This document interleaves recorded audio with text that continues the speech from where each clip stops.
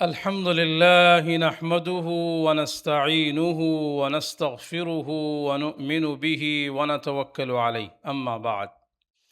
سبحانك لا علم لنا إلا ما علمتنا إنك أنت العليم الحكيم. ناظرین کرام،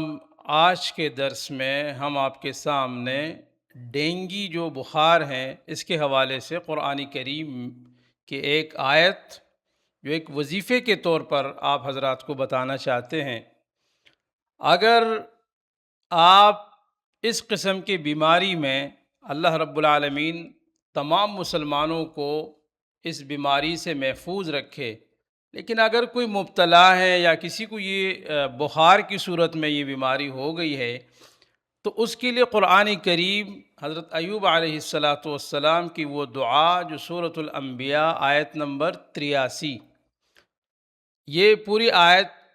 وَأَيُّوبَ إِذْ نَادَى رَبَّهُ أَنِّي مَسَّنِيَ الضُّرُّ وَأَنْتَ أَرْحَمُ الرَّاحِمِينَ، پوری آیت یہ ہے،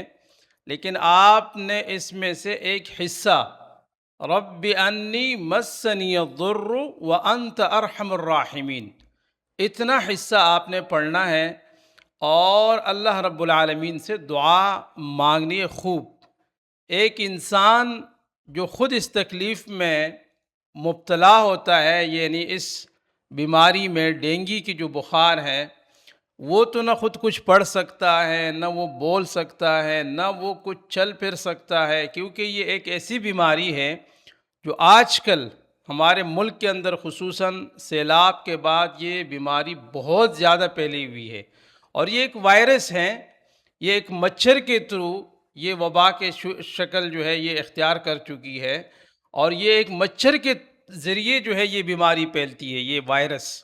اور اس کے بعد آپ کے جسم کے اندر جو پلیٹلسٹ ہیں وہ اتنے حد تک گر جاتے ہیں کہ اس کے بعد جسم کے کسی بھی حصے سے جو ہے وہ بلیڈنگ شروع ہو جاتی ہے، اور حتیٰ کہ انسان جو ہے وہ موت کے منہ میں چلا جاتا ہے. تو یہ یاد رکھے کہ موت اور زندگی، بیماری اور صحت، مال اور تنگ دستی، یہ تمام چیزیں جو ہے یہ اللہ نے پیدا کی ہیں اور یہ اللہ کے ہاتھ میں ہیں. وہ جسے چاہے اس تکلیف میں مبتلا کر دیں اور وہ جسے چاہے اس تکلیف سے نکال دیں. آپ اس آیت پر غور کریں، سورہ انبیاء کی جو آیت میں نے آپ حضرات کے سامنے پڑھی ہے، حضرت ایوب علیہ السلام کی یہ دعا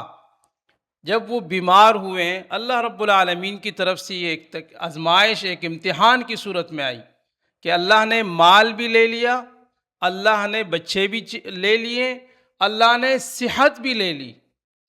اب تمام چیزوں کو لینے کے بعد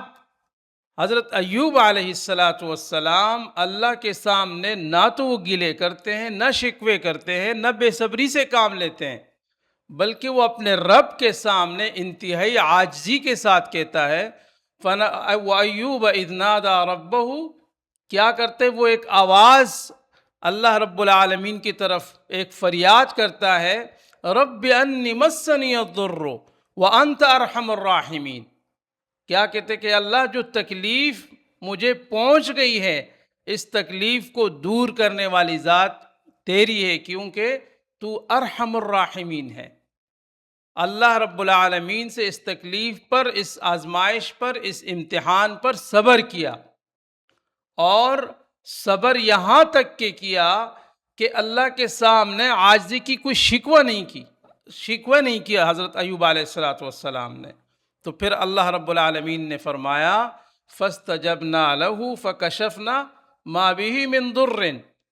اللہ نے حضرت ایوب علیہ السلام کی دعا کو قبول فرمایا، اللہ نے پھر سے صحت عطا فرمائی، پھر سے اولاد عطا فرمائی، پھر سے مال عطا فرمایا. یہ ہے اس آیت کے اندر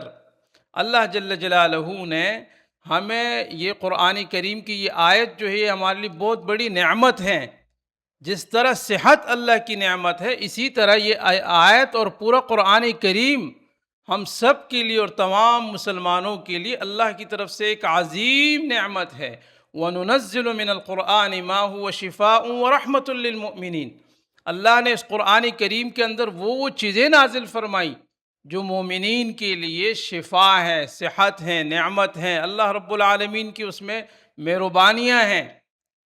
اور وَيَشْفِ صُدُورَ قَوْمٍ مُؤْمِنِينَ، حضرت ابراہیم علیہ السلام نے کیا فرمایا؟ وَإِذَا مَرِضْتُ فَهُوَ يَشْفِينِ،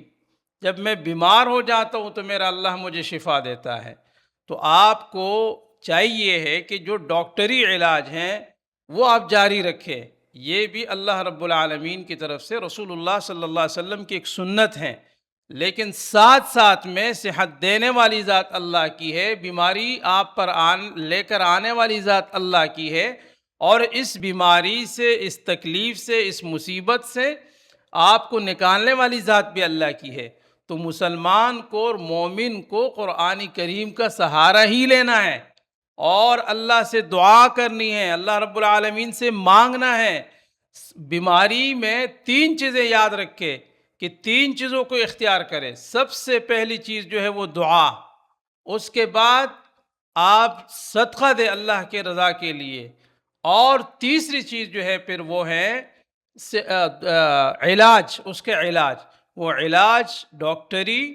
اور ساتھ ساتھ میں قرآن کریم کا یہ جو میں نے بتایا، یہ آیت جو بتائی رب انی مسنی الضر وانت ارحم الراحمین، یہ صبح شام 7 مرتبہ پڑھیں۔ جو مریض ہے اگر وہ خود پڑھ سکتے تو بہت اچھی بات ہے، نہیں تو اس کے ساتھ جو بھی بیٹھا ہو، کوئی بھی ساتھ ہو، وہ اس آیت کو پڑھ کر کے پانی پر دم کر کے اور اس مریض کو پلائے۔ انشاءاللہ ثم انشاءاللہ آپ جلد سے جلد اس تکلیف سے اور اس بیماری سے اللہ رب العالمین آپ کو صحت عطا فرمائی۔